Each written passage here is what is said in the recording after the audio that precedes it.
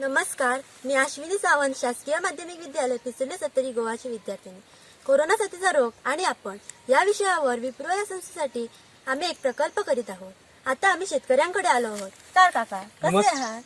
नमस्कार. कसे आहात? बरं आहे. आता मी तुम्हाला काही प्रश्न विचारणार. विचार. काका, तुमचं नाव काय बाबलो पर्येकर, आणि तुमचं वय? 52. तुम्ही शेतात कोणकोणते पिकं घेतात? कोणकोणते? पहिल्यांदा मिरची, दुसरी चवळी, भेंडे, वाली, तांबडी भाजी, मूग, हे सगळे पिकं घेतात. एक शेतकरी म्हणून कोरोना साथीचा आपल्याला काही परिणाम जाणवला का? परिणाम बरोच झालो की आमकां भायर विकूंक मेळना. कोरोना पूर्वी शेतात किती दिवस काम करायचे आणि आता किती दिवस काम करतात? पहिल्यांदा खूप केलं काम आणि आता कमी झालं कोरोना खाती. साथीच्या काळात काम करण्याची पद्धत बदलली आहे का? बदलली नाही.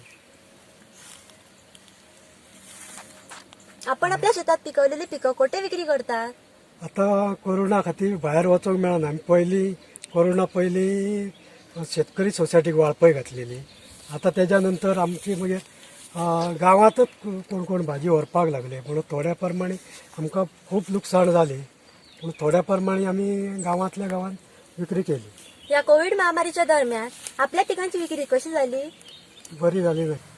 लॉकडाऊनच्या काळात आपल्याला तोटा झाला का नफा झाला? लुकसाण खूब जाली. आमकां खंय भाजी व्हरोंक मेळना न्हू, तेज्या खातीर लुकसाण जाली. आमकां भरपूर लुकसाण जाली. कोविड साथीच्या दरम्यान तुम्ही कोणत्या नवीन योजना आखल्या?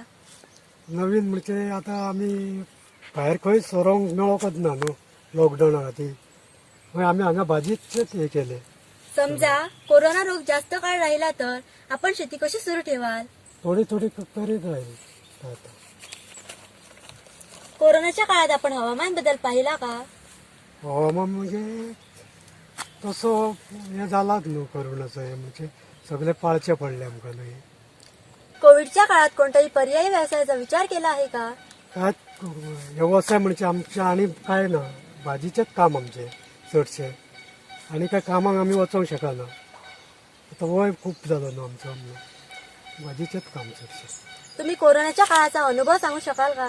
कोरोना टायमार आमकां खंय वचोंक मेळना आणि सगळे वाट लागली आमची. घरा कडेन बी सगळे प्रॉब्लेम जावं लागलो न्हू. भायर सरोंक मेळना म्हणून चडशे हे जाले, त्रास जाले आमकां कोरोना. धन्यवाद काका, आपण आपला मौल्यवान वेळ दिल्याबद्दल धन्यवाद. धन्यवाद.